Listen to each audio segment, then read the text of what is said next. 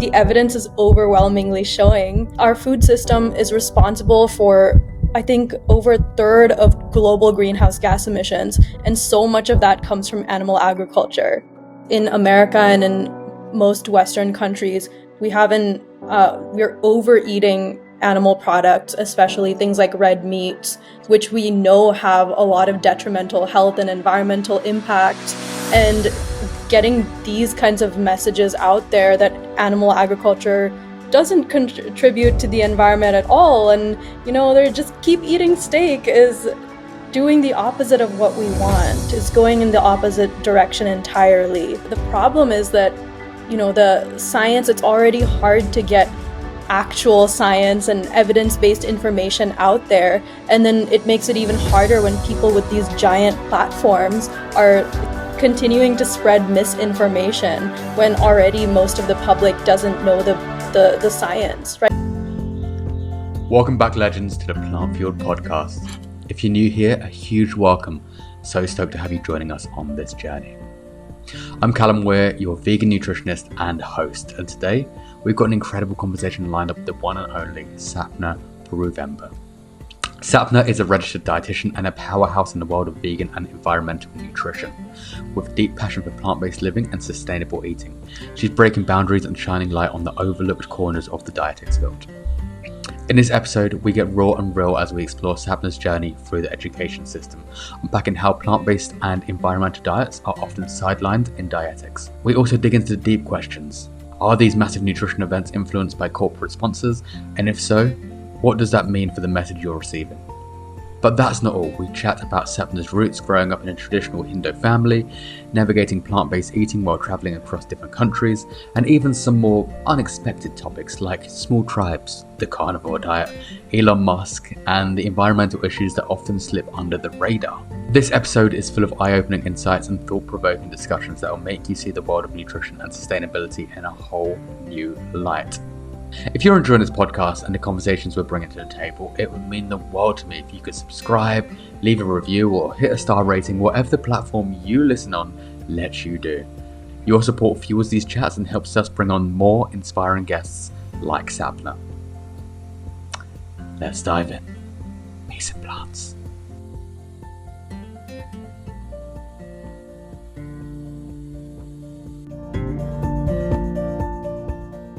Sapna, welcome. Thank you for having me. That's no problem at all.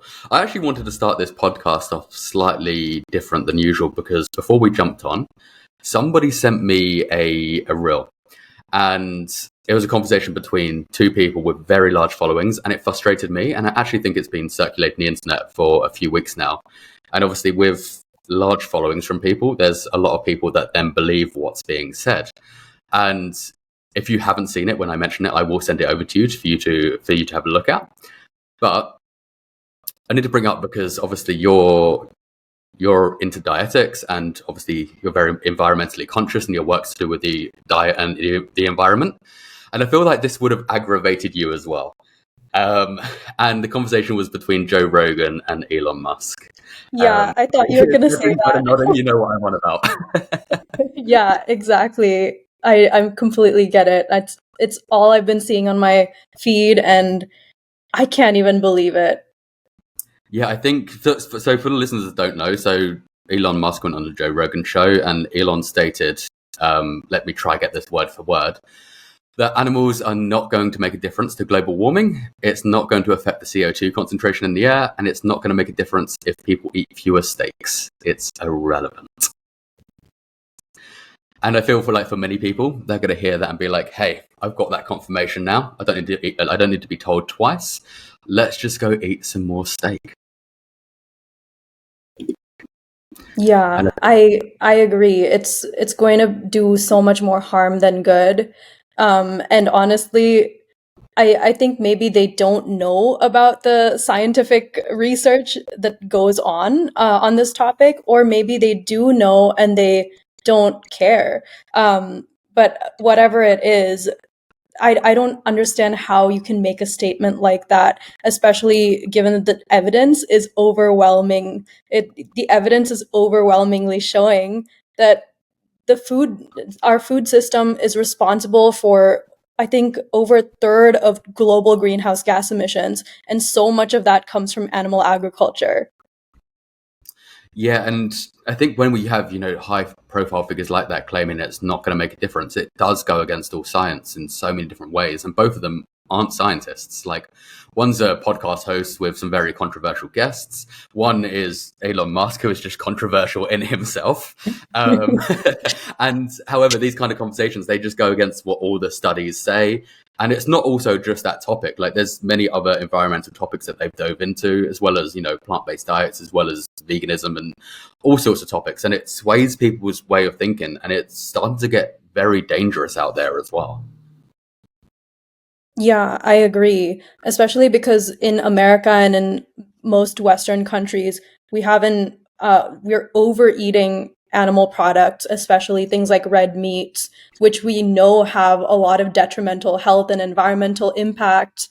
And getting these kinds of messages out there that animal agriculture doesn't contribute to the environment at all, and they're just keep eating steak, is doing the opposite of what we want, is going in the opposite direction entirely.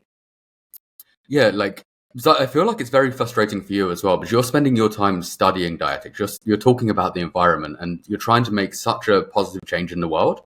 And you're doing this according to the science and the data. And then this happens, and it kind of puts us back a few years. It puts you back a few years. It puts what I'm doing back a few years.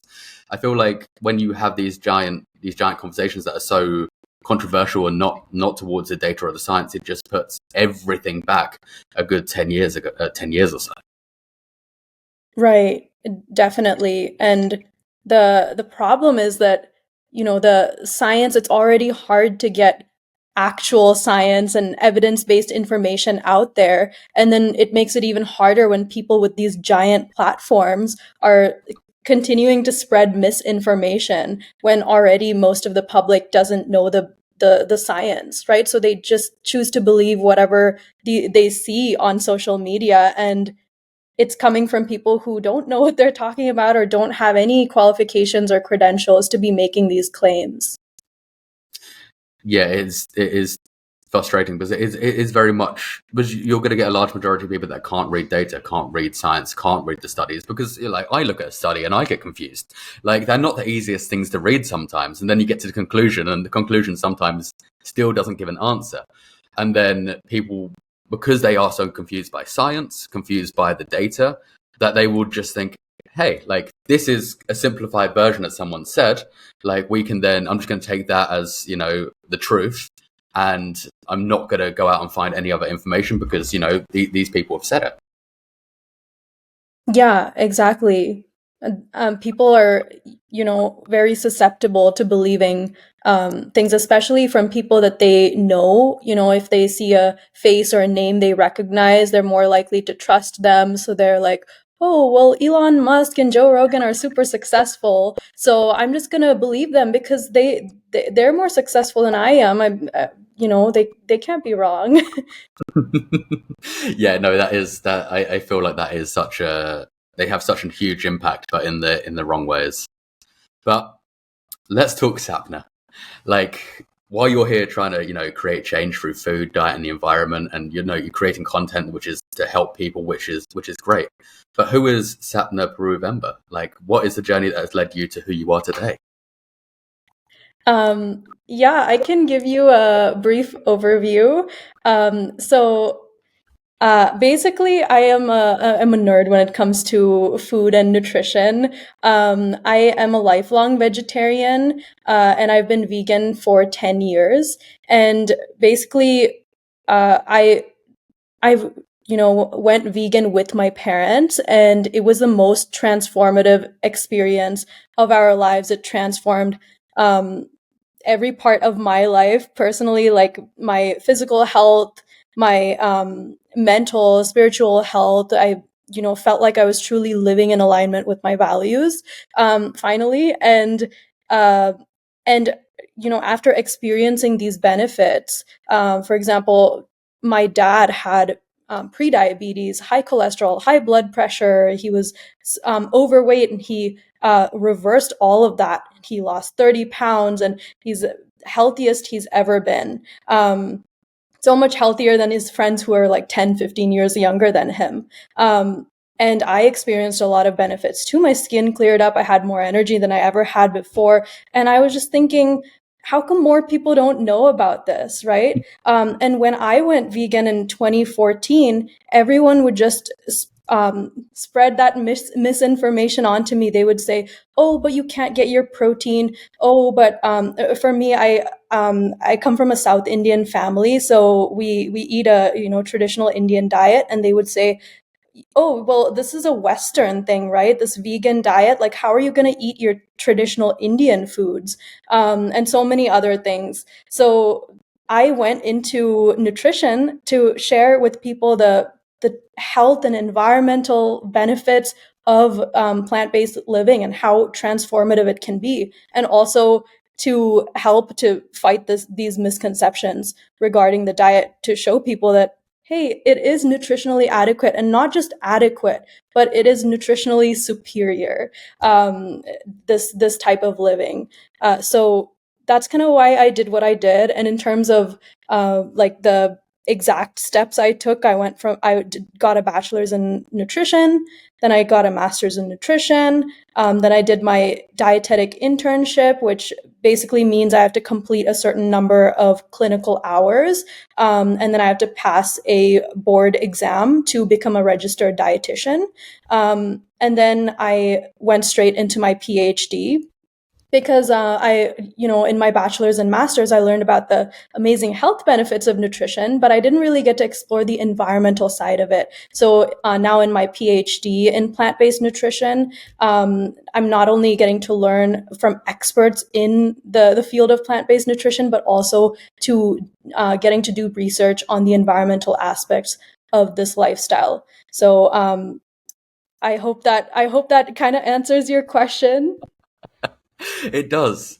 So when you were studying, because I know a lot of people when they go in and study like dietetics and they are looking into nutrition, it is very, still to this day, very meat focused, and there's not so much on plant-based nutrition. It is growing, and there's more information coming out now. But was that the case when you were studying? Because I know a lot of people that I've spoken with they've had to go out and find that on their own afterwards, because it is very kind of meat orientated, and I think especially in the westernized cultures as well. So like the States and the UK and Australia as such, they're very high animal protein focused more than plant focused, even when it comes to the education side.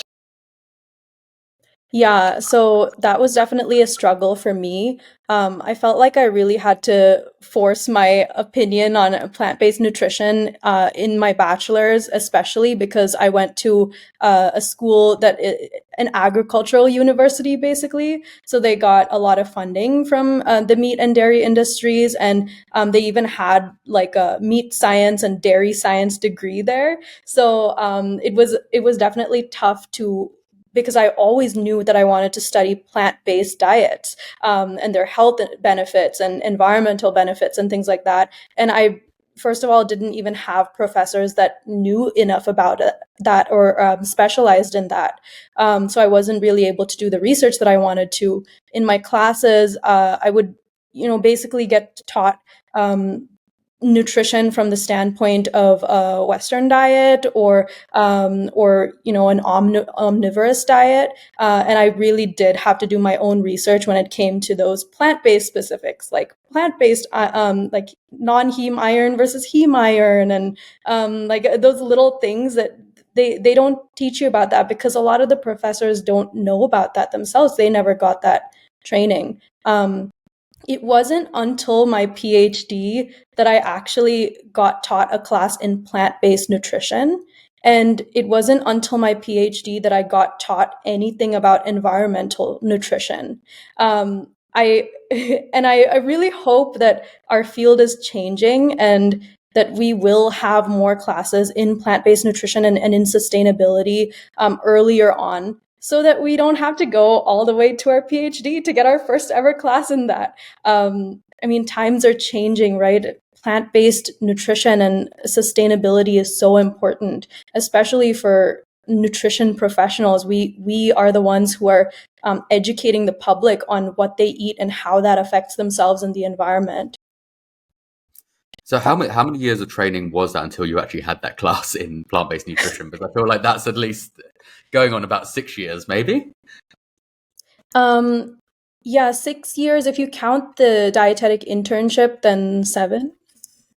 Yeah, that's a long time to be able to have to wait to actually find out that there is another way of eating. There is another way to get those nutrients like in your life, but like waiting 6 to 7 years to have that one class on it is insanity. Yeah. It is. It's crazy. I even had dietitians when I was the student. I would have dietitians come up to me and ask me, "Oh, I have a vegan client or I have a vegetarian client. Can you help them? I don't really know enough about this." And so, as the student or the intern, I would be the expert in that field because I just didn't have dietitians or advisors or anything like that who had that knowledge. I feel like that's really lacking in the field. Callum, has that been your experience too in your education? Yeah, I feel like there wasn't really much focus on plant-based nutrition at all. It was very much like this is meat heavy. This is you still need your calcium from milk. You still need your iron from red meat. You still need your omegas from fish. And I feel like it's not till later on down the line that then they do focus on it. However, there's not much focus on it. You still then have to go out and find out so much more because they will focus on like, maybe you can get protein from here, maybe you can get iron from here, maybe you can get, omegas from here. But then they don't really focus on the micronutrients that I think everybody forgets about as well. Because everybody's like, because we're such a protein heavy like world now that we only focus on like the main three, which is, fats, carbs, protein. Sometimes we focus on iron, calcium, maybe you beat B12 and a few other like B vitamins, but apart from that, like they kind of wipe over the whole your copper, selenium, and micronutrients like that most people don't actually know exist. Like they have like a lot of people don't know these things exist. They're just kind of like, hey, like when you give them a new word like choline, what is that? Like how do I get that? What's it going to do to impact my body? And it's still not still not talked about, especially nutrients like choline, because that's still very new to the nutrition field. It's what 20 years old, less than that people found out about it, and Yeah, something like it's still that. got a lot of research to go on that in comparison to like your protein and iron.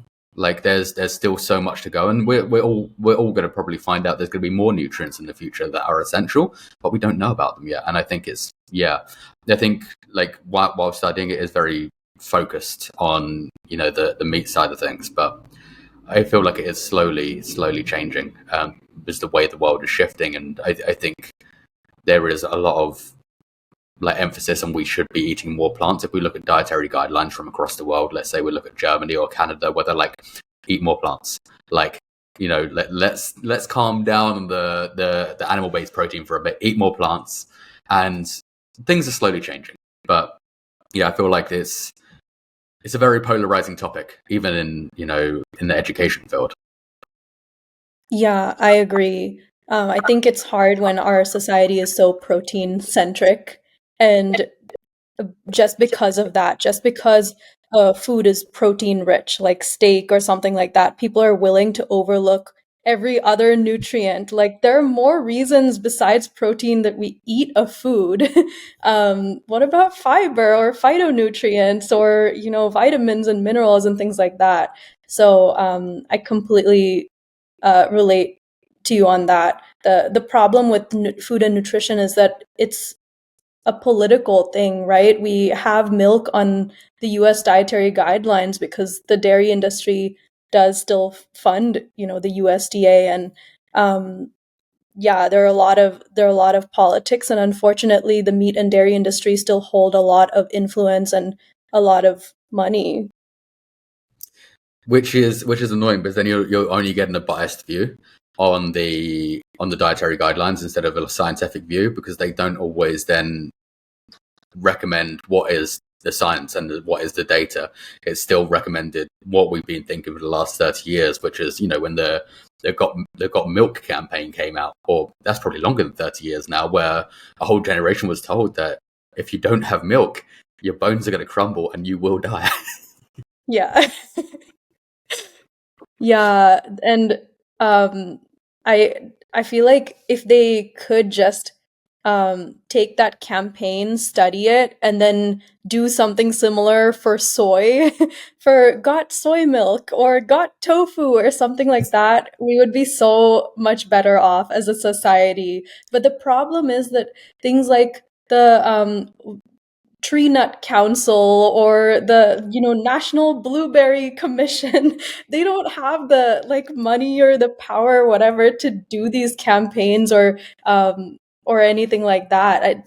In the Academy of Nutrition and Dietetics for the US, we always get these sponsored events and sponsored webinars and things, and they are almost never sponsored by the Tree Nut Council. They're almost always sponsored by the Pork Board or Cattlemen Ranchers Association or something like that.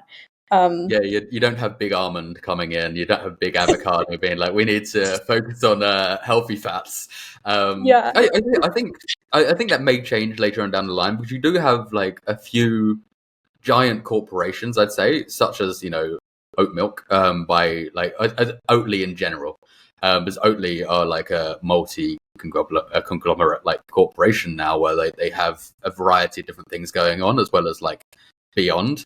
But then also, if they then sponsor the events, for instance, then we would then get backlash on the same level of being like, oh, these plant-based advocates are now sponsoring events. It's definitely going to be biased towards plant-based eating. I feel like there's no kind of way of winning around that, even if you were sponsored by somebody like Beyond or Impossible. And not that I'm saying Beyond or Impossible are like the greatest of foods, but still, it's if they had, because they did I think they sponsored or at least funded that twin study at the beginning of the year on Netflix, and the uproar they got for funding it was like people were in uproar about it in comparison to like your usual studies, which are on the other end of the spectrum. They're like sponsored or like funded by big milk, big meat, and nobody batters an eyelid for that.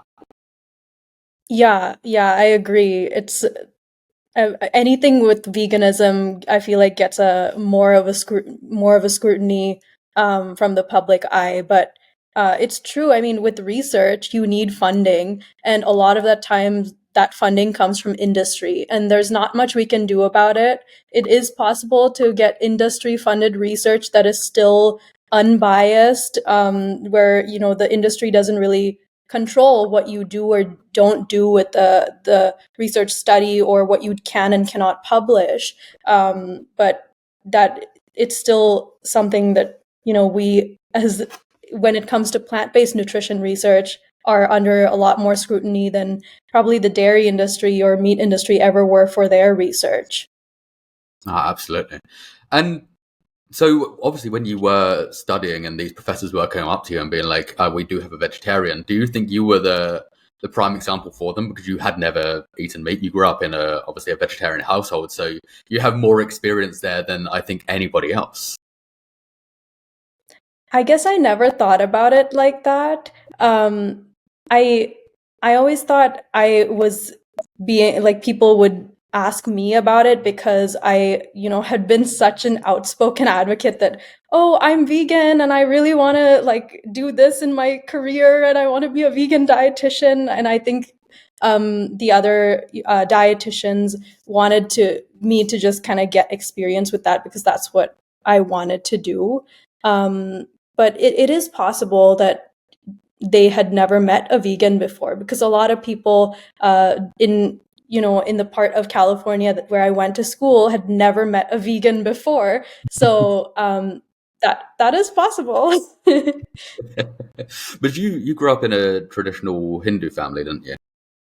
Yes, I did. Yeah, so that is so with that, because I have a few friends that have grown up in like kind of the same kind of family dynamics, and it is very vegetarian obviously orientated, but it does include, I'm guessing, obviously eggs, cheeses, ghee, and like paneer and foods like that. Was that the same for you as well, or was it more Yeah. on more towards like a very plant based diet? And I think they all are kind of towards a plant based diet. But were those like eggs and cheeses implemented into your diet on a day to day? Yeah, definitely. I feel like the South Asian vegetarians that I've met eat more dairy than a typical American does because milk, ghee, cream, butter is in everything. Like they put cream in our dal, they put ghee in all of our cooking or on top of rice and to make our like desserts, and there's milk and cream in all of our desserts, and it's just crazy. So when I decided to go vegan with my parents, we got so much backlash from the uh, Indian community because they were like, "Oh, but all of our sweets are made with milk, and all of our, our chai is made with milk, and our yogurt and all of this stuff, right? And ghee, and how are you going to survive without ghee? And it's so good for you, right?" um, so that was really tough because I think that Indian vegetarians rely so heavily on dairy. Um, Not so much eggs, I would say, at least from my experience, but um, definitely dairy, and they consider it to be good for you too. Yeah, but the people that I do hang around with that are from the same ish background, they they kind of have the ethical stance that obviously vegetarian is the most ethical choice there, because they're obviously we it has been sugar coated where dairy and eggs aren't really harming anything, so it's absolutely fine. Um, so it's not seen as much as like a it's not seen as much as the worst diet. It's just seen as, hey, this is nutritious because it's not harming anything and we're still getting the exact nutrients we need. Yeah, exactly. It's a lot harder to make that connection between the dairy industry and animal cruelty, um, because, when it comes to meat, you know that meat comes from killing an animal, so obviously it's wrong. But with the dairy industry, I think a lot of us are disconnected from where our food comes from, how it's actually made. So a lot of people, especially Indians, grow up on this Hindu mythology that we are raising cows in our farm, or are in the field and milking it and then churning it to make ghee, and it's a very beautiful natural process, and it's not like that anywhere anymore. Every animal product is made, is modernized, right? Like modern animal agriculture is completely unethical, and they don't make that connection between dairy and animal cruelty. They don't see how the dairy and meat industries are interconnected, how they work together, how even if the mother cow is treated well, and that you get the milk from them, eventually that mother cow is going to be slaughtered, but it is going to be transported to the meat industry and slaughtered, and they like work together. We don't really hear about that, or think about that. Yeah, but it is very sugar coated that it's the same industry, but it's just a different false narrative. Um, that is, implementing that these are fine and we're still respecting the animals. However, they are very much the same industry. There's just a different narrative around it, and it's been pushed so much that like people don't realize that these things are still happening. Because people think, hey, like once the cow stops producing milk, it probably lives a long and happy life in a field. However, that's not the case, and I think there's a lot of people that still do believe that is the case. People don't realize that they are very much the same industry. Even if they're not entirely the same industry, they could end up in the fashion industry, which is somewhat a lot worse as well. And it all intertwines with each other. There's no healthy or happy way that this industry works for these animals. And I think as well, like what blew my mind is obviously in India that obviously there's a lot of worship around cows, and they're seen as like a higher god, or not a higher god, or like they're just looked at as and worshipped. However, then milking and killing them afterwards, and I'm just like, that doesn't make sense in my head. And then I asked my friends about it as well, and they were like, it's not harming anyone. And I'm like, but do we not see what's going on here? And I think, yeah, there is a disconnect completely. Yeah, 100%. Milk is so, or dairy is so interwoven in everything we do, especially in Indian society, not just our food, but also our religious rituals, right? We use milk, we pour it on top of our like god and goddess like statues in the temple, and it's used for so many different things. And I completely agree. It's crazy because we have a cow god. We literally worship cows, but then we don't actually know. We don't see what's going on. And I think a large part of that is because Indians don't get taught a lot about food and nutrition. We don't get taught in that, in that educational system where food comes from. So I'm sure that if they got that kind of education, they would know that dairy is not that much better than meat. Yeah, because my mum spends quite a lot of time in India working over there for a charity, and herself being vegan as well. Obviously has to kind of explain that she doesn't want the ghee or the milk or the cream and things, and it is, they are very accommodating to put like coconut milk and stuff, but obviously didn't realize that there was the whole, the cows are getting killed at some points, until she then watched Christspiracy. And I don't know if you've seen Christspiracy yet, but I think that was eye-opening for her when it did kind of dive into the culture of India, and that there's a large kind of underground, an underground job on, like, going and taking these cows somewhere else to then get beef, get milk. And yeah, it was wild. And I don't think she saw that for someone that spends so much time living over there and working alongside these people. She had no idea this was happening. Yeah, it's crazy how hush hush it is, right? And I'm sure because dairy is so intertwined in everything in our culture, society, religion, that people don't want to hear that it's not the ethical choice they think it is, right? That vegetarianism is not the ultimate, ethical diet you can possibly follow. So it's weird because I thought I would get more pushback from people following a non-vegetarian diet, like typical American people following a very meat-heavy diet. But really, it was the Indian community, because they said, "Oh, okay, you don't have to eat meat or eggs. Like I get that." But dairy is so good for you, like our ghee and our like milk and yogurt and stuff. This is so good for you. They talk about it in Ayurveda. We've learned, it's in all of our mythology. Gods and goddesses used ghee and in all of these rituals and stuff. So it's a lot harder, at least for me, to reach those individuals. Yeah, I understand why, because it's kind of people that are in any type of like religious outlook, really, is like when something kind of goes against it sometimes, that it's hard to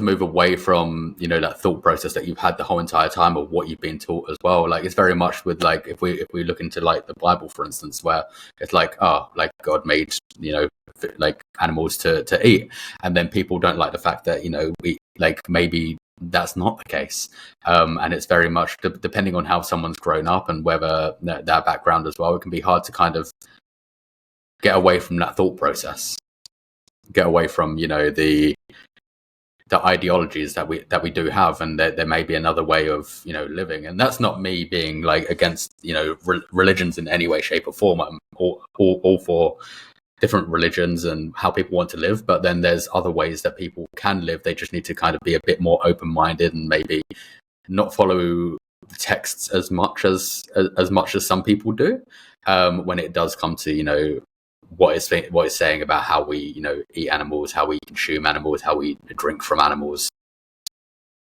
Yeah, I agree. It's all subjective, right? Even with the texts and things like that, there are some people that say, oh, well, if you read this passage in a certain way, actually, God is saying that we are protectors of animals and we should take care of animals in the land. And other people are saying, oh, that means we have a power over the animals and we can do with them whatever we please, right? The way you read texts in whatever religious text it is really dictates how you live, and you can read it so many different ways and justify whatever lifestyle you choose to follow. And that swerves exactly into studies as well. Like, it is just subjective. Like, the conclusions are a subjective opinion on what somebody thinks. So whether that be the Bible or that be a nutrition study, because nutrition is so subjective as well. And depending on who's writing it or who's reading it, it is subjective to what they found. So I think in every way, shape, or form, there's always going to be that bias or subjectivity. Subjectivity? That's not a word. Um, subjectivity towards what's happening and how people are going to relate to that work, and that happens throughout, whether that be nutrition or religion or any other aspect of human life or the human experience. Yeah, I agree. And I feel like nutrition is especially difficult because people think that because they eat, they know everything there is to know about nutrition, and they're the experts in that field, right? Whereas if you take, I don't know, software engineering, right? People aren't going to assume that they know everything about software engineering just because they use a computer. Oh, um, you'd be surprised if you look at Facebook comments sometimes. oh, really? Yeah, like some people, like I read something the other day, and it was something to do with, like, you know, NASA and space, and I just went into the comments, and there was just random people with no experience or like PhDs in, like, I don't know what a PhD is in becoming an astronaut. I have no idea what that is, but they were like, no, this doesn't work like that. This is not how this works. I'm like, but you're not the expert, people. Like, these people are like training for this, and yeah, I think in every industry, there's always a few people that be like, no, that's wrong, because they've read something or they think they know just a bit better. And yeah, it's just, I think everything is a bit polarizing these days, depending where you're looking. Yeah, I agree. And honestly, that's why I chose to pursue this route, because I felt like people can't argue with the cold, hard facts, with the actual evidence, right? Whereas if I was, an animal rights activist, I would be coming at it through, psychological reasons and, maybe trying to target their emotions and things like that. And that seemed a lot harder because I feel like people can always come up with excuses and comebacks and stuff. But if I say, hey, but studies show that red meat emits this many kilograms of CO2 compared to broccoli, which emits this many kilograms of CO2, like they can't argue with that. Yeah, I think, yeah, when it does come down to the cold hard facts, like, it is unarguable. You can't argue it. However, people still try to kind of like get that point across to kind of make an excuse not to at least try or implement more plants into diet, even if they're not going to go the full way. Like, it's fun an excuse to carry on eating the way they want to eat. Right, right. I mean, it's not just about how much evidence we have. We have had so much, overwhelming evidence that a plant-based diet is the best for the environment and for reducing your risk for chronic diseases and living longer. And still, people don't want to change because there's more to change than just knowing the information, right? The entire field of behavioral science is, it looks at so many different factors that influence behavior, right? Like cost and geographical location and education and, their motivations and all of these things. So that is definitely an area that we need to work on now, because we already have all of the knowledge that says that a plant-based diet is very important. But how do we actually get people to go plant-based, or why is it still that I think there are only 4% of people in the US are vegan, or even less than that, or something like that, when we know that this is such a valuable diet. I think it's really about people being scared to change. People are scared to, move away from what they've known, especially if somebody's a bit older and like they've known this for their whole entire life, and then it's kind of like, why would I change now? Is it worth me changing now? Is it actually going to make a difference? Or it's you go on like Instagram, you go on Facebook, you go on TikTok, and there's so many people out there throwing out completely different views, and like you get people from, let's say, the carnivore community saying this is going to be a better diet, or you get people like trying to scaremonger down like cereal aisles, being like, hey, this has got this, and this in it. Maybe we should avoid these. However, I understand why they're doing that. They're trying to give out information, but at the same time, like, the information is not always correct, especially when it comes from influencers more than actual scientists or people in those fields. Because they've got a louder voice, they're the ones that get more attention, and then you get more, they get more media airtime than like people actually giving the science that is valid, that is that there's evidence behind. And when people are actually stating and showing the evidence on the screen, like, people will still go towards something that's a 30-second clip, because it's easier to understand that maybe a red dye and some Lucky Charms is going to kill me, instead of instead of maybe reducing meat consumption instead.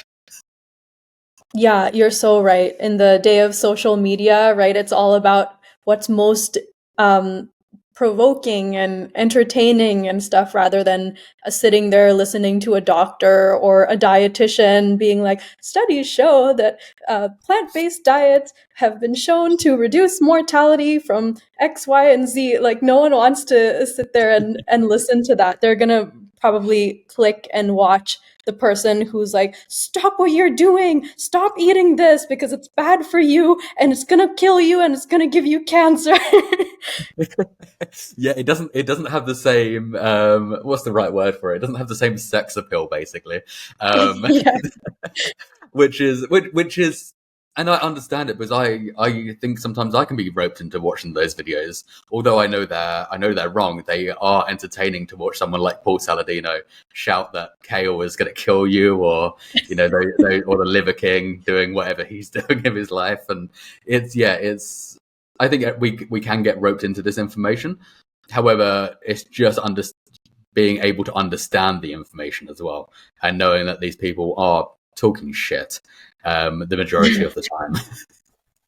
Yeah, exactly. And I think maybe we need to get on their same, playing field, and we need more healthcare professionals, more people who actually have the qualifications to be speaking on this on social media.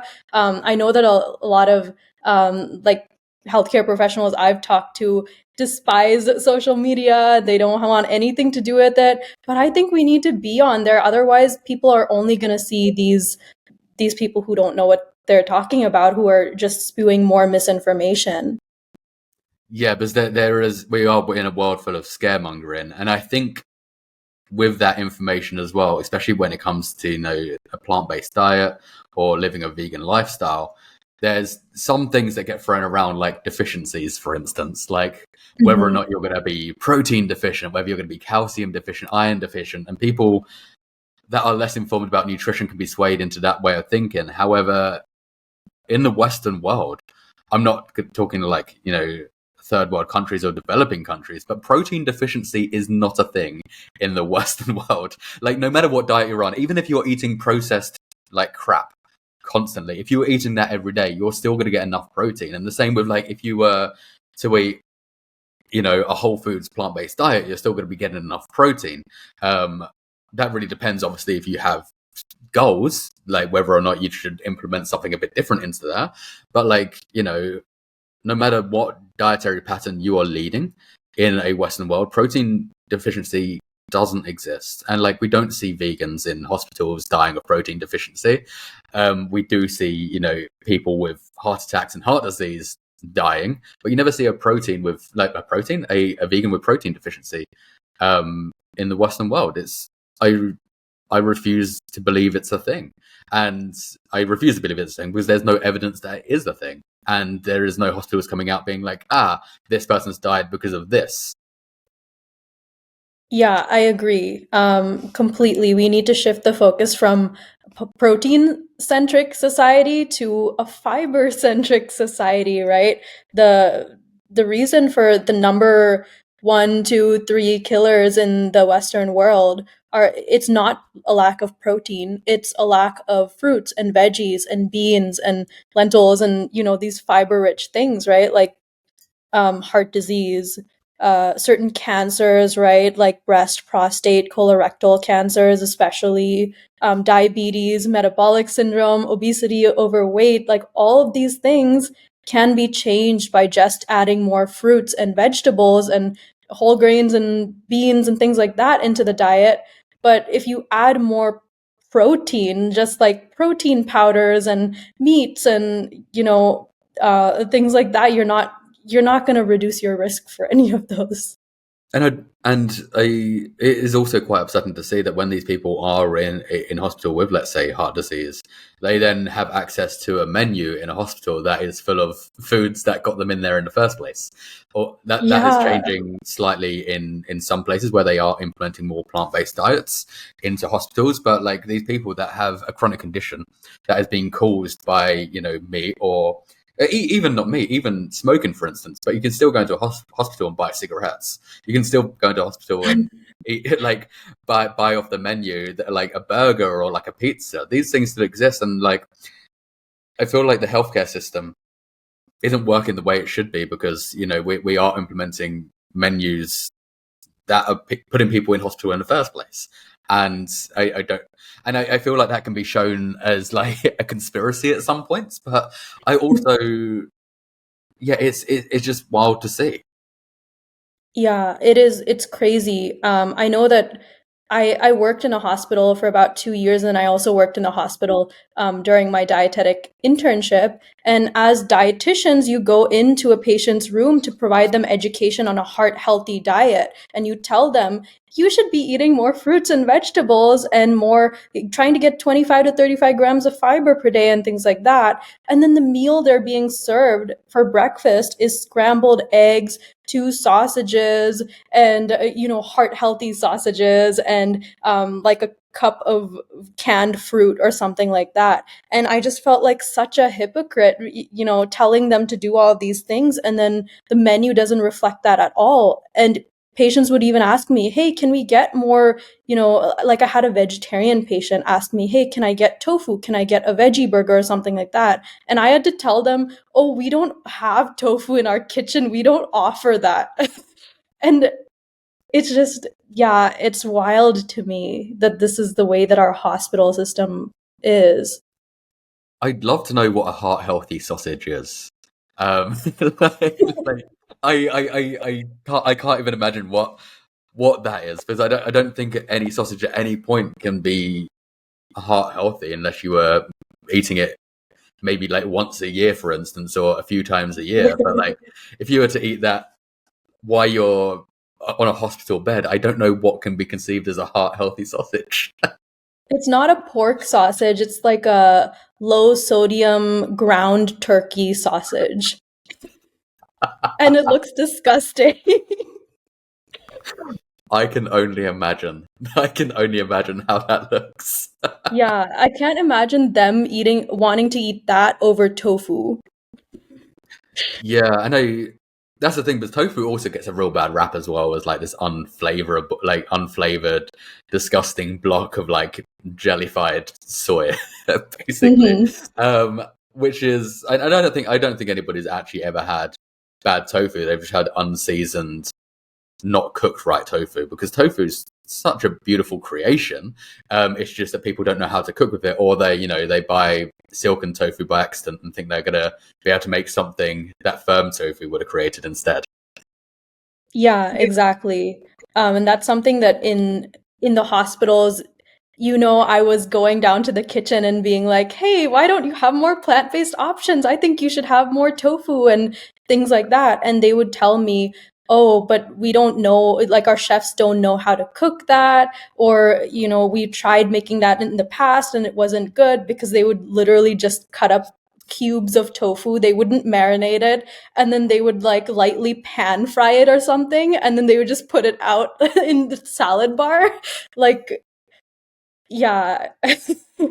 Obviously, patients are not going to want to eat that, right? Same thing with fruits and veggies in the hospital. They're not going to want to eat like soggy canned green beans and like tiny pieces of peach in like a sugar syrup like can, right?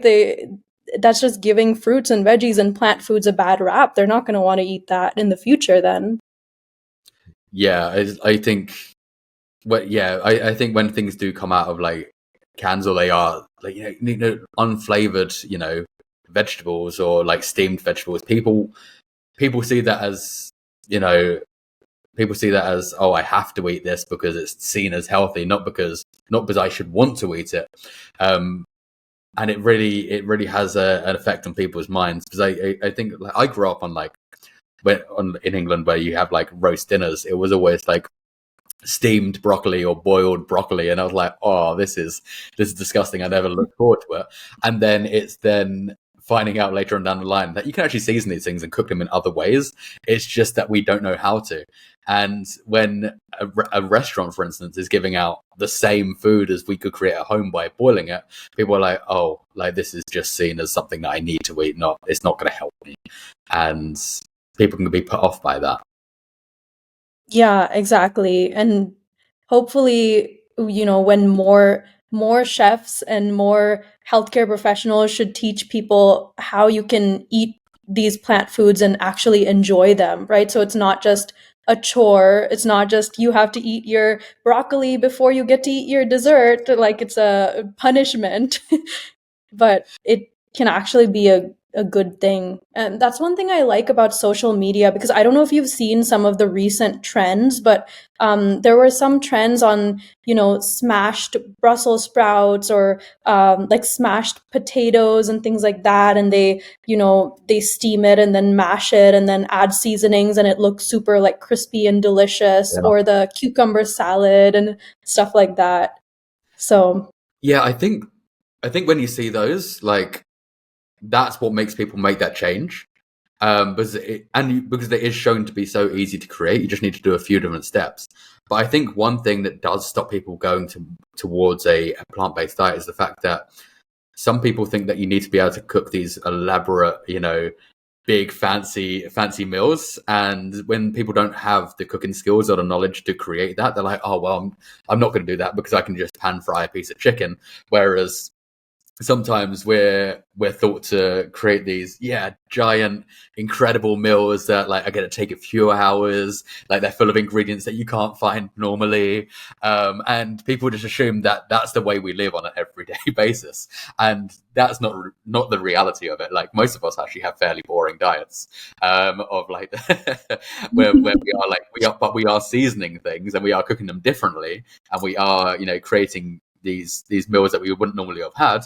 But people get consumed by sometimes the content where it does look like that you're gonna have to spend 3 hours and buy, salt from the Himalayas or something. They have to like travel all the way there and get these things that they can't find in a local store. yeah, yeah, I agree. I think that's a big barrier to people actually eating plant-based, because if they don't get plant-based options in their restaurants and stores and things like that, they have to make it on their own, and they're like, "Oh, I can't spend a few hours today, battering and frying some like oyster mushrooms." like you don't have to. You know, you can just make a sandwich with some hummus and veggies and two pieces of bread. Like, it doesn't have to be that difficult. I actually think there was actually a post that you put up the other day about food, which actually resonated with me quite a lot, and that was the cultural food thing. Mm. which was that obviously people assume that the cultural food's not healthy. However, that is normally the westernized version of that cultural food. So we have the UK and America to really blame for like why these cultural foods have been shown to be more unhealthy, because we are sticking more sodium and sugars and things into it to make it to the Western palate. Yeah, exactly. And when you look at traditional dietary patterns around the world, like traditionally how our ancestors have eaten, it is mostly plant-based, right? Like if you look at South America or Mexico, for example, what was their typical diet? It was rice, beans, corn, things like that, right? And if you look at India, for example, before meat and dairy, increased in our culture, it was also lentils, rice, vegetable curries, right? Lentil gravies and things like that. Yeah, you can see that all around the world. Most recently, my family and I went to Fiji, and we were like, "Oh no, I don't know anything about this diet. What are we gonna get to eat?" We weren't able to find anything on the hotel menu that was even vegetarian. So then we asked them, "What do you typically eat at home? Can you maybe make us something that's like a traditional Fijian dish?" And turns out their traditional Fijian dishes are all mostly plant based. They gave us roasted eggplant, cassava, yuca, coconut milk, basically like a bunch of steamed veggies and cassava and yuca, and then they like drizzle coconut milk on top. It's vegan, just naturally. But because our diets have become so westernized, it seems like it's impossible to make any cultural food vegan nowadays. But they have always been plant based, really. That's the same with over here in Bali, because you go to somewhere like Canggu down the road and it's very tourist and orientated, and you'll find burgers and you can find vegan options, but they're normally the things that have been imported. Like you can find a Beyond Burger, or you can find your deep fried oyster mushrooms and things like that. However, their national cultural dish is tempeh, which people Mhm. don't realize. And tempeh is everywhere, but people don't. Also, tempeh is so cheap here as well. Incredible. Like it's 30 cents for a big block of for a big block of tempeh. Wow. So it's great. However, like people don't seem to put two and two together that these dishes are predominantly plant-based, because back then there wasn't like the animal agriculture we have now, where it is easy just to pick up a piece of chicken or a piece of beef from the store. You had to deal with what you had, which was what kind of grows from the ground. And I think a lot of the countries that I've traveled to as well, like especially Mexico, it was very beans and rice dishes and corn tortillas and foods like that. And it's just, I think people forget that, because we're in such a culture where we are in an abundance of food now, that we forget that like the roots of where the food came from are predominantly plant based. They are mostly plant based. It's just we live in such a society now where we just forget that these foods actually exist. Yeah, 100%. And also, we make the star of the plate, the main portion of our meal, meat and dairy. So all of these other plant-based foods, which are traditional to these cuisines, get overlooked because it's like the main star of the show is the chicken whatever or the steak whatever, and then the rice is on the side, or the beans are an afterthought, or there's a corn tortilla in there somewhere. But And I also think, like, coming from England, we have a lot to do with the way that food looks these days, because we went over, colonized a bit, stole people with foods, and we don't actually have a national dish. We don't have Our national dish is chicken tikka. That is the national dish of England, which is it is really?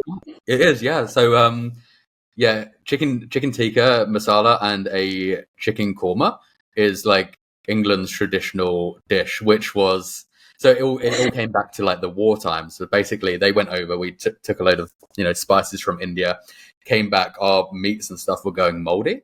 So we just kind of stuck spices on it to cover up like the smell, and it just became the national dish of England, which is chicken tikka, which What? which is wild.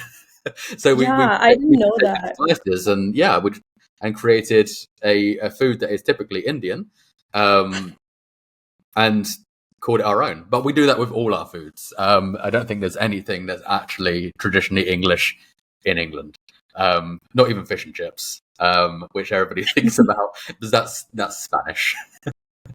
What about the English breakfast, the baked beans and toast and the Oh yeah, roasted the tomato? beans on toast. That's definitely ours. That's because we have like, although I love a beans on toast, and I know whenever I say that to like anybody outside the UK, they're like, what the hell are you on about?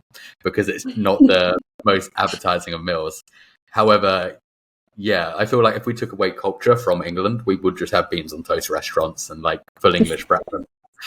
Because we're so multicultural now. But if you took those away, we wouldn't have a cultured food system. Or I think maybe you'd have like a shepherd's pie, which is literally mince and potatoes. So we're good with like mince, potatoes, and like everything else is a bit stolen. Hmm. I mean, I guess you would also have Vegemite, Marmite. Vegemite's Australian, but Oh. Marmite is I love Marmite. Marmite's great. But have you ever tried it? I hated it because I got so excited to try it that I added like a tablespoon onto my bread. It was like a thick coating. And it was so salty that I couldn't even eat it. But I didn't realize that it's not supposed to be eaten like you would eat. I don't know. I'm a sauce person, so I love like adding tons of hummus and nut butters and stuff to my bread, and so I was trying to do that. Yeah, you did it wrong. You did it wrong. Yeah, you normally like butter a piece of like bread or toast, and then a tiny little smidge of it you'd put on, and kind of spread that around like a big dollop of it. I can understand why you hated it. It is. Yeah, I've had it a few times where I put a bit too much on and I just can't eat it. Which really says a lot about the taste, that you have to put a tiny bit on to actually enjoy it. But like, yeah, like putting too much on will ruin the whole experience for you. As we have Marmite in the UK, Australia have Vegemite, and they both taste ish the same. Vegemite, however, I always hype up Marmite because Vegemite is disgusting, although they are basically the same. Yeah, I'm gonna have to give it another try because I'm sure I didn't do it right. Have you ever had beans on toast yet? I have. Okay. Yeah, I like beans on toast. I would probably, make my own beans because the canned beans are a bit too sweet for me, but yeah. Yeah. Like that is one of those dishes that I tell people about. That's like, and I think as an English person, we have a can of beans with us at all times and tea bags. But no, it is one of those dishes that's like a home comfort, that we all kind of love to hate. Mm, But yeah, I think it's good. so Thanksgiving is coming up next week, right? In the States. Yeah, Like, yeah. and I've had a few people from the States message me being like, how do you kind of like, what would you consider eating or what would you consider taking away to make it more plant-based? And as someone that doesn't celebrate Thanksgiving or overly know too much about Thanksgiving, I feel like you would be the right person to talk about.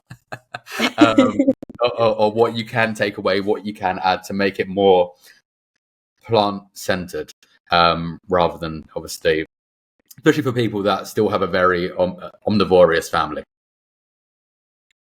Yeah, definitely. I mean, I think the cool thing about Thanksgiving is that a lot of the sides are already plant-based, and people don't realize it because the main attraction, once again, they're only looking at the meat, right? They're only looking at the giant turkey or roast or whatever. But then when you take a step back and look at it, the Brussels sprouts that are typically served are vegan. They usually do a green bean casserole that can be made vegan. Um, they do a sweet potato dish, maybe a sweet potato casserole with marshmallows on top. Just remove the marshmallows, or vegan marshmallows. I've got more questions now. Why why are we adding marshmallows to sweet potato? Because the sweet potatoes are not sweet enough, we just need to pile on as much sugar as we can. That that's the first I've ever heard of that, and that is wild to me. Yeah, I know it's a weird combination. But it works. It works. I think yeah, it's a sweet it's weird because it's served as a side dish, but I really think it should be a dessert. um There's also mashed potatoes and gravy, right? You can just make vegetable gravy. Cranberry sauce is already vegan. They sometimes people will do cornbread. You can make cornbread with a vegan egg substitute. Right. So I think most of the side dishes are already vegan. The main thing is the turkey. And in the past, I've made like a whole cauliflower, like I roast the entire cauliflower. And then I like try to add a stuffing inside. You can make a stuffing with, mushrooms and wild rice or whatever you'd like. Just cut up a bunch of veggies and some kind of grain and make a stuffing out of it. Or I've stuffed butternut squash before. That always comes out really good. I But love this stuff. nowadays, yeah, it's so good. But I mean, there are also so many vegan roasts on the market. Like I'm seeing more and more every year. Um, yeah, I know Tofurkey has one, Field Roast, a lot of these vegan meat companies have a holiday roast, and sometimes it already has stuffing in it, so that makes it even easier. Or you can make seitan and make your own seitan roast. Like there are so many options.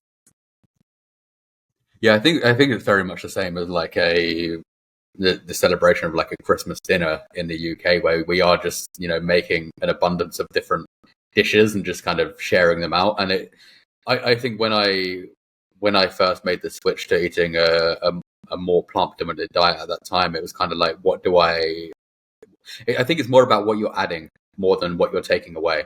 Like the more you add, you can create that substance to the point that you don't really need the meat anymore.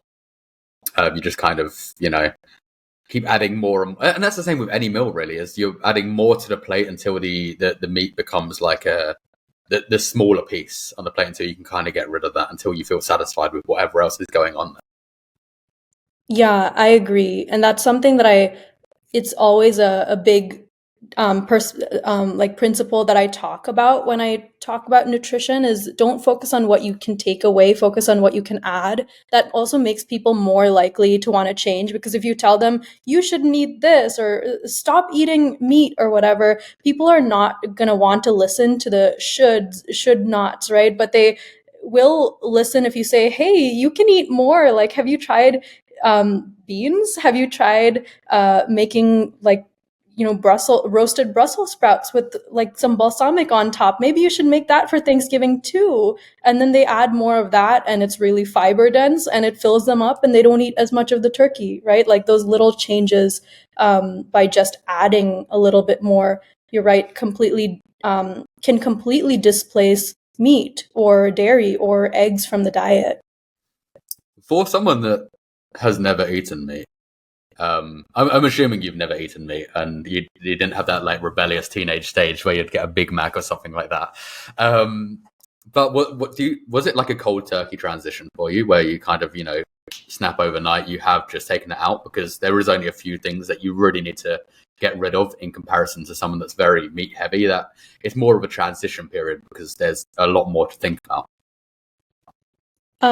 Yeah, so for me, it was an overnight thing, which is funny because I actually don't recommend anyone to do that.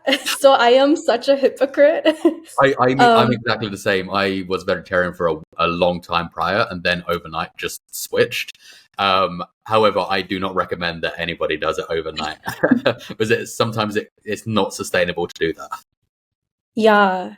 When you look at behavior change, right, they always say start with a small, realistic goal, like just switching to one vegan meal per week, and then two, and then 1 day of vegan eating per week, like just gradually increasing that. And that's what I recommend. But I think I was 16 years old and I had watched a documentary, and I, was active in the PETA street team and the Humane Society like street team or whatever, like signing all of these animal rights petitions. And they talked about veganism and how cruel the dairy industry is. And I just could not eat another, thing with dairy, with cheese, with eggs, with anything, and I completely stopped. But I at that time had no nutrition knowledge. I didn't know what I was supposed to be eating instead of that. So it can be really unhealthy if you just quit cold turkey without having the nutrition knowledge. You don't know what to eat, you don't know how to prepare it. You're just basically cutting out entire food groups without knowing how you're going to get those nutrients or how you're going to create balanced meals. But yeah, I'm curious to know um, if you found it easier when you went overnight, or if it was also really difficult for you. I found it very easy. So I'd been vegetarian a long time prior to going vegan. However, I didn't really have to cut out much because I was very lactose intolerant. So I wasn't having anything dairy. And the only thing that I did have was eggs, but I wasn't a huge fan of eggs. I just kind of ate them because I thought I had to get them, but I eat them for protein. And other things. And then when I realized that's not the case, it was just very an overnight switch. But also at this point, I did have nutrition knowledge to know that if I take this away, I need to add this. If I take this away, I need to add something else. So it was that very easy transition. I kind of, made that decision tomorrow. I'm gonna take the dive, and yeah, it's been however many years now. I can't remember how many years altogether, but it's been 10 for you, right? Yeah, it's been 10 for me. I don't know Okay. the exact date either, but I know the month that I went vegan, so Yeah, I know yeah. mine was the end of February. That's all I know. Like I know it's the end of February, and that's all I really know about it. Was I just made that switch, but I didn't really think too much of it because obviously at that point I wasn't too much into the whole community side. Where now everybody has their vegan bursaries, and now I'm like, oh, now I don't Mm. have one of those because I don't know when it is. So I just kind of have to make it up as I go along. Wow, yeah. That's I don't know. For some reason, I remember it, but it's also because for me, my transition was not smooth because I went vegan overnight. Maybe it's different for you because you went vegetarian. For me, I've always been vegetarian, so I never had to make a drastic change to my diet until I went vegan. And then it was like, oh my gosh, because I was eating so much dairy before. I was born in Wisconsin, so they call us cheese heads. And I grew up eating so much cheese, and that was the hardest thing for me to give up. So I went vegan overnight, and then it was such bad timing because a week later we went to Greece, um, France, UK, I think London. We also went to Spain. We went to like 4 or 5 different European countries. And we had just gone vegan. We didn't know anything about it. So I went to Greece and I was trying to order something vegan. So I was like, okay, I'll get the moussaka or whatever. And then it came with a thick layer of cheese on top. And I told my parents, I need to give this back, right? And they said, oh, you just went vegan, you can make an exception and eat this, like eat traditional Greek food.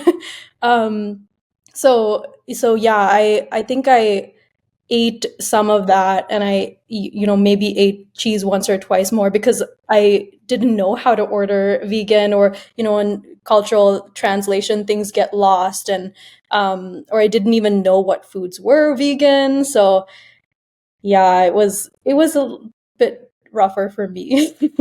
I would say that Greece now is a lot more vegan friendly. I've been there in the last few years, and I used to work there as well. And it has become a lot more vegan friendly, where they understand a bit more that cheese and other things don't need to be on the menu. But yeah, I completely understand, especially going to France, because France is not the most vegan friendly place. Um, it's very cheese orientated, butter orientated, and a few different meats and duck and goose and things like that.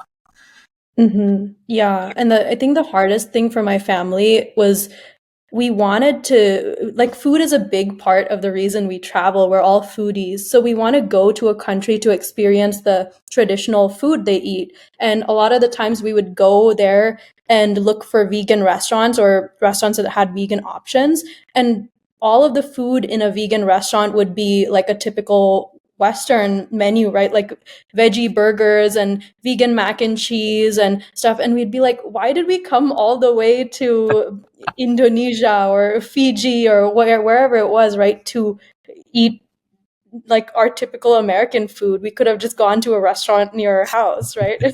So that was the hard thing for us, finding how to be vegan and still enjoy these um, traditional or cultural foods. Um, of Have you been course, we know Have you how been to to do that Bali yet? now. Yeah, we went to Bali 2 years ago. Okay, sweet. Yeah, how did you find it eating over here? Because I know that some restaurants can be very Western orientated, and then some are very Whole Foods more. When you go, because where I am, Uber, there is just an abundance of vegan restaurants all over the place. But I don't know how new that is.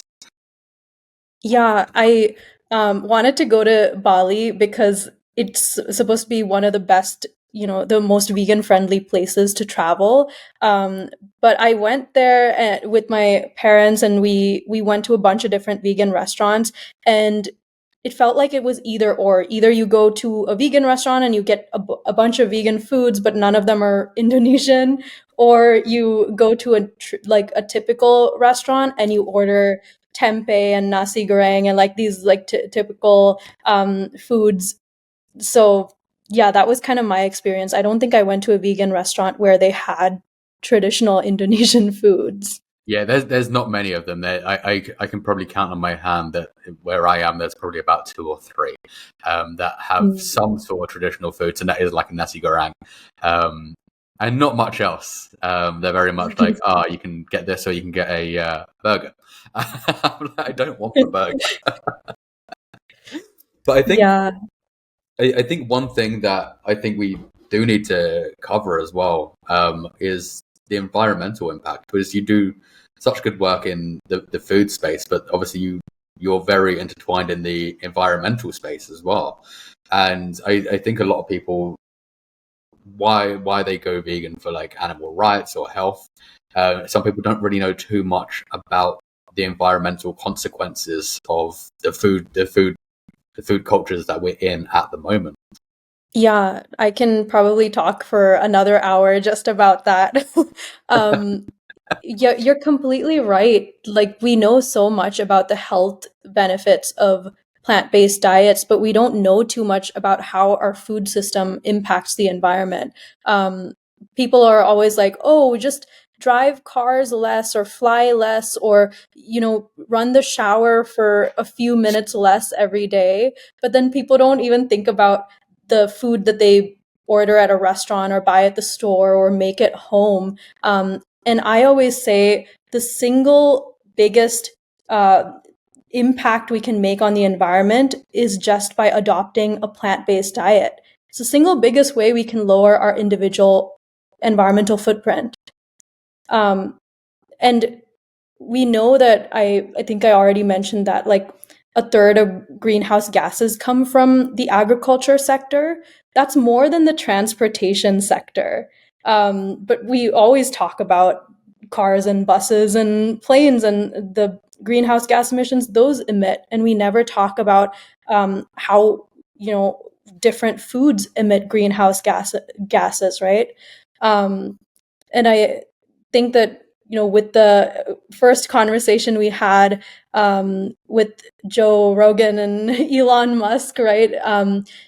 We have so much research that shows that red meat is the single largest emitter of greenhouse gases compared to all other foods. They've done life cycle analyses on all foods, and red meat consistently shows up as the number one greenhouse gas emitter, followed by poultry, and then lamb, chicken, eggs, fish, and other seafood, right? And then down here at the bottom is fruits and veggies and grains and beans and lentils, and then nuts and seeds are a bit higher. And of course, everyone is like, "Oh, almonds are so bad for you because they you have such a high like water, they use so much water." But then almonds are still down here when it comes to greenhouse gases, and dairy is still so much higher. And meat is still at the top. So really, it makes no sense when you look at a distribution of all the foods, and not just the greenhouse gases they emit, but also all the natural resources they take to produce, that we would be cherry picking almonds when it is clear that meat and dairy still emits far more than any single plant food. Yeah, I was about to mention almonds and avocados get a lot of airtime. Especially almonds more than anything. And they're like, but it's still less land intensive than you chopping down the Amazon to stick a load of cattle on it and, irrigating the land to make sure the cattle can live, and then to grow soy. And then obviously soy gets a bad rap as well, but it's like, hey, like we're just growing all the soy for all your tofu. And I was like, most of this soy is meant for animals. Like I think it's about 3% gets used for human consumption. Yeah. But we always get made to be the bad guys for wanting a bit of tofu that doesn't normally come from the same places that you would, grow soy like the Amazon. It would normally come from Europe or like a small little farm. So where you get like your tofu products from. It's not coming from these giant industrial it's not come from these giant industrial farms that have, been taken over. It's to produce food for livestock. Yeah, exactly.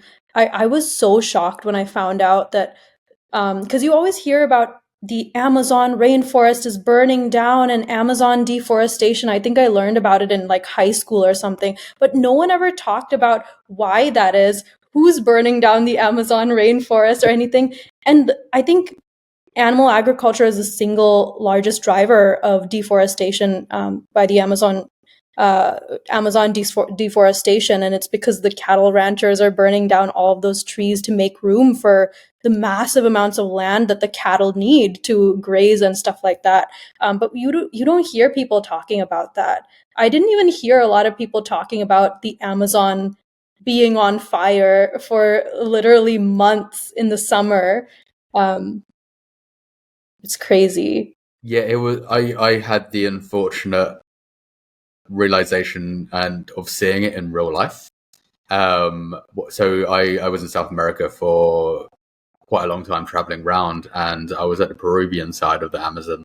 And at one point, I was like, "This is some very bare land," and they were just sticking up fences around it, and it didn't twig that this is what was happening. And then I just kind of asked the guy I was with, "What's going on?" It was like, "Oh, this is for cattle," and I was like, "Oh," and I'm now seeing this in real life because I just thought it was kind of like a little landfill site. I didn't realize we were that close to the Amazon at that point, and then saw it in real life. I was like, "That's devastating," because this dried out land that was being plowed up was going on for miles and miles and miles, and I was like, "There's only so much of it left."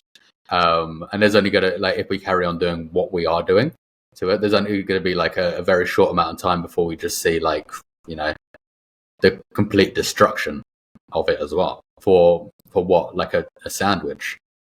Yeah, it's devastating.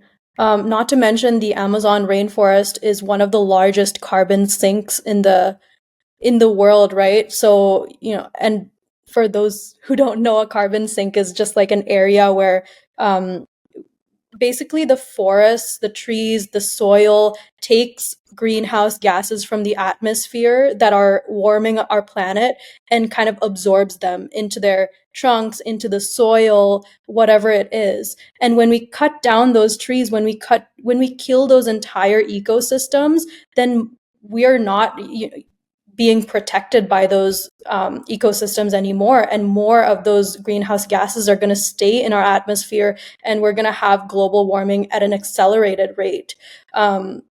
So that's just horrible that we're kind of damaging one of our few protections against global warming. And then I also think that I think biodiversity loss is devastating as well, right? Like, I think the animal agriculture is responsible for biodiversity loss. For most, I think like for 85% of the species that go endangered or threatened or are thought to be extinct in the next few years, that a lot of that is from animal agriculture, because the deforestation and the kind of cutting down of their habitats is leading to loss of habitat for plants, for animals, for these microorganisms. And that's another thing that we don't really hear about. Yeah, and I think people's reasoning behind this, or how they want to fix it, would be then let's just go into regenerative farming, which means there's even more species loss. There's even more trees being cut down, because if we were going to go do like a regenerative farming, then we need a lot more land. A lot more land than we're using now. But people will be like, oh, this is going to be the better option. But that would also mean that we need to stop producing more red meat. We'd need to stop producing as much, because we'd need more land for these cows to graze, because obviously they also all are like ruminant animals, and they do produce like 3 different types of greenhouse gas. And there's so much like biodiversity loss and a lot more species loss as well if we were to go more towards the regenerative farming route. And it would mean that a lot more of us would then need to go towards a more plant-based diet to create enough room for what they think is going to help the food system. Yeah, exactly. And I think that a lot of people talk about regenerative animal agriculture as the solution, right? So you can still eat your steak, but it'll be better for the environment, or the whole grass-fed thing. And it's just not where it needs to be right now. I don't think it's possible to have a regenerative agricultural system. Very few farms and organizations actually employ regenerative practices right now, so it's not really a practical solution right now. And still, even with regenerative animal agriculture, the fact of the matter is cows are still going to be huge producers of methane. They're still going to require so many tons of corn and soy and whatever other feed, and so many acres of land, and so many gallons of water. They're still going to take up so many natural resources, just because of how these massive animals are, right? Whether we use regenerative practices like allowing them to graze on more land, or rotating their grazing cycles, or whatever, it doesn't really make a huge difference in the long run, especially compared to plant-based foods. And then the majority of the foods that are then created are then wasted. A lot of it doesn't get sold, and then it just goes to a landfill, and a lot of these foods can't be composted. So it's not even like we can create a sustainable compost system, because a lot of these things just can't break down. So we're just creating a bigger issue for ourselves. And is it a state? I think it's In the States, it's 40% of the food is being wasted, and 40% is such a large amount of food. Like, it doesn't sound as big when you're just saying, "Oh, it's only 40%." It doesn't sound that bad, but when you put it in the scale of the States, 40% is huge, and the amount of food that's getting wasted there is just obscene. Yeah, it's insane the amount of food that is wasted. And also, I don't think people realize how food waste contributes to climate change as well, how it contributes to greenhouse gas emissions. I think food waste alone is responsible for about 6% of global greenhouse gas emissions, which doesn't seem like much, but when you put it into perspective, I think the aviation industry is responsible for only 2% of global greenhouse gas emissions. So food waste really does make a difference. Yeah, there's so many different aspects of the environment that we just take for granted, and whether that be food waste, or that be like cutting down a rainforest. So people will focus on one thing but not the others and what they can be doing. And even if you were to cut down meat and become more plant-based, or you're going to go down the whole vegan route and become vegan, you need to also think about how you're still affecting these other things. Because although you've done one good change, like if you're still on a path where you are creating food waste as well, we are still part of the problem at some points. Not as much as somebody that is, a heavy meat eater, but we are still part of the problem. And I think a lot of us do forget about that, because we are doing the best we can for change, but sometimes there is a lot more we can be doing, and that even if that is like not wasting as much food, or buying less, to make sure that you're actually sustaining yourself, and that way you're not just throwing that into landfill still. Yeah, I completely agree. There are a lot of societies, or even when we look at native peoples, when they do kill an animal, they don't just use the meat, right? They use the skin for clothing, they use the bones for tools, they use the fat for a lard, or for whatever it is, right? Tallow. They use every part of the animal. So and that's probably why when we look at these cultures and these societies, that even if they do kill animals, they do so in a smaller scale, right? They don't have to kill as many, because they are actually using every part of the animal. Yeah, and also with that, like, I think people misunderstand us kind of promoting a vegan lifestyle, is the fact that we want everybody to change. And I'm not on about these, and people will assume that we're on about these like little tribes in the middle of nowhere. And I'm not on about those people. They can do what they want. Like, they also have food scarcity. They also live where they don't have a Walmart to go to pick up like whatever the hell they want.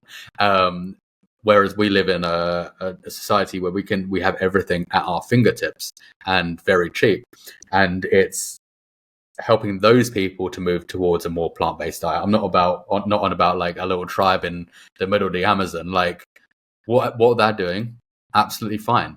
Like, yeah, it's a bit shit that they have to kill something, but it's more sustainable than what we've created.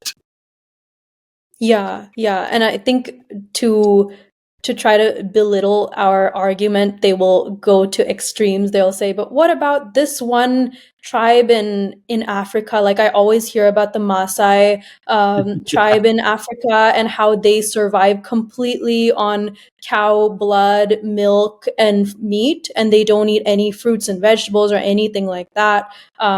And how they have a long lifespan, and they've been looking at their labs or their health outcomes and things like that. So they're like, oh well, then products can't be that bad for us, right? But think about how they live too, right? That they live a completely different lifestyle than we do in the Western world. So it's just not an equal comparison on any account. You're just nitpicking their diet alone, but you're not considering any of these other lifestyle factors. That is the thing. They will, as you said, they will nitpick that tribe, but then they will disregard that blue zones exist with people eating the majority a whole foods plant-based diet and living into the hundreds. And they'll be like, well, Yeah. that's not true. But this little tribe here, this little tribe thriving. I'm like, you got six like places around the world that are living into the hundreds, eating like the majority of a diet whole foods, but it's such a strange way people like to think. They want that confirmation bias that they can still eat how this little tribe are eating. However, they wouldn't be willing to actually eat like that, because nobody wants to actually eat like that in like the Western world. They still want to go to that McDonald's half the time, or pick up something like a pizza, and because we all love those things.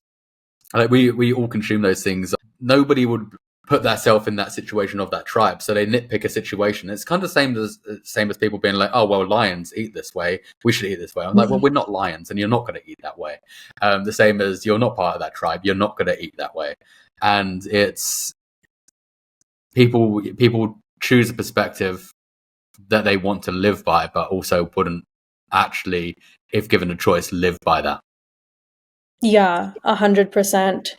It's hard to argue with those things though, because they're not based in reason, right? When you really look at it. And for me, I'm like, I want to talk about the science and the evidence, and here they are being like, oh, but if you were on a desert island, or if you were this kind of animal, and yeah. Yeah, well, how do you react to that kind of, if you were stuck on a desert island and there's you and the pig, are you gonna eat that pig?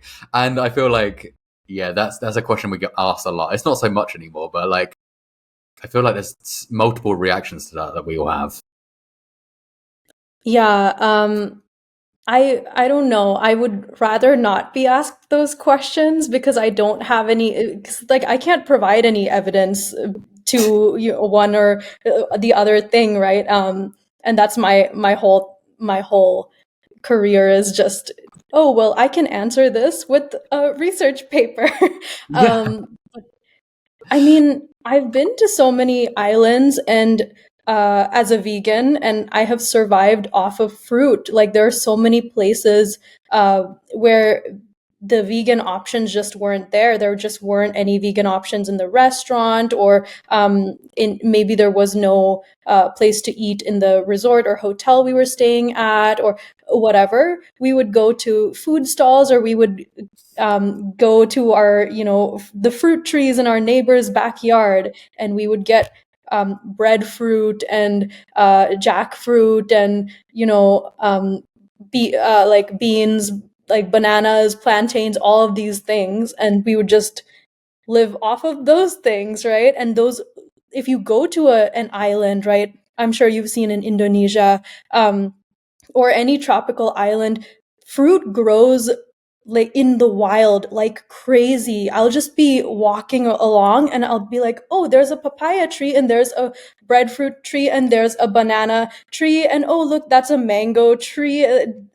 So you can easily be a vegan or a fruitarian, and it's so much rarer to see a pig or a goat or something like that, especially on a desert island. Yeah, and I feel like people put this hypothetical situation in front of us that realistically is never ever going to happen to any of us, unless there's like a freak accident and I somehow end up in the middle of nowhere. Then these situations aren't going to happen, and like it's hard to tell what you would do if you were put in that situation, but that's then survival. That's not what we're doing now. So it's people like to put these hypothetical situations, and it doesn't really serve any purpose. They just kind of like to try have a one up on what we're doing, and I get why they're doing it. It's the same as people that are at the moment, going more towards a carnivore diet, where they're kind of like, oh well, this has all the nutrients you need. You don't need all these plants because you've got like a steak and it holds the essentials. I was like, cool, but I don't want to do that. And it's not a situation that I have to be in. You're just choosing to be in that situation. Yeah, yeah. I think it's easier for them to win an argument with a random situation like that. But if they were to actually ask you about something related to the, say, oh, a carnivore diet is healthier for you, we can easily disprove them, and they probably know that. So they are going to stick with something that there is no reasoning or rationale or anything like that, and they can easily say, oh, but that would never happen in real life. Yeah, and I feel like we're going back to Elon Musk again. There was another interview with Jordan Peterson a few months back where Jordan was like, if you just eat a carnivore diet, it will fix all your back problems and it will fix every other problem. And I was like, this is not how it works. And like, yeah, it may have worked if you did like an extreme elimination diet when you got rid of everything else that was in your diet. That may have been causing an issue, but it definitely wasn't the fact that you're just eating steak breakfast, lunch, and dinner. That hasn't fixed an issue. If it has fixed an issue, great. But also, there's like, if it fixed one issue, there's probably about 10 other issues that it's probably going to cause somewhere down the line. Yeah, this is just the short term, right? In the short term, of course, if you take out the added sugars, the junk foods, the other processed foods, and you're eating more whole foods, you are going to experience some benefits. But then if all those whole foods are red meat and butter and lard and all of this like animal fat, then in the long term, that's going to clog your arteries. You're going to have a higher risk for heart disease and metabolic syndrome and diabetes and all of these things. Not to mention the effects on your brain and your overall, cognitive functioning and energy levels. Yeah, there's so many issues that it can cause. And especially, as you said, the sticks of butter. I've seen quite a few people online recently just walking around supermarkets with a stick of butter, just eating it. Like that's a completely normal thing to be doing. And I can't imagine anything worse than just chowing down on a giant stick of butter. It's just mental. However, like I feel like, yeah, it is just for views. It is just for views, and I have to remember that because nobody in their right mind, I think, is happily doing that just in a supermarket and being filmed for no apparent reason. And they say veganism is extreme, and then they go and do these things. Yeah, like it's they find it's extreme for eating some beans, but you'd have someone like the Liver King like smashing like raw liver, and I'm like, or eating like jellied testicles. I'm just like, that's not a normal thing to be doing. Like me Yeah. eating some bok choy isn't on the same level as that. But Sapna, it has been amazing. I feel like we've had such a great conversation. However, before I do let you go and I do round us up, like, where can we find you? Yeah, so you can find me. Everything is Health by Sapna. So my Instagram is Health by Sapna. My website is also healthbysapna.com. And I am pretty active on Instagram. You'll see me posting a bunch of, plant-based recipes and also sharing like information about vegan nutrition. So that's really where I geek out and share like my background, my like research knowledge, and also a bunch of recipes. So yeah. Yeah, your recipes do look incredible as well. Some of the foods I see, I'm just like, my mouth is watering. I'm just like, I need this. Yeah, I created the Instagram because I got tired of people asking me, "Oh, what do you eat as a vegan?" So I was like, "Okay, I'm just going to start taking pictures and videos of all the food I eat and share it. So you'll have too much information about what I eat every day and you'll never ask me that question ever again." I love that. And just before we round this up, got one last question, and that is like, if you're feeling, lazy, tired, and you want to create something, it's quick and easy, but still quite nutritious. It doesn't even have to be nutritious. Just your kind of quick, lazy meal that you need to go. That's going to be your go-to. Um, Probably Uh, something with peanut sauce. So I usually on a sheet I'll roast veggies, tofu, and then put that in the oven, and then I take it out and I cover it with peanut sauce, and that's my easy recipe. I love that. Sounds delicious. Yeah, it's so good. I love peanut sauce. Well, thank you so much for being here. I'm so grateful for you. Thank you for having me, Callum. It was amazing to get to talk to you about all things veganism um, and nutrition and the environmental aspect. I feel like it's rare to find another person who shares those same like values and beliefs. So I feel like I could talk about this forever. Yeah, I feel like we could have gone on for another hour or so. To be fair. Yeah, easily.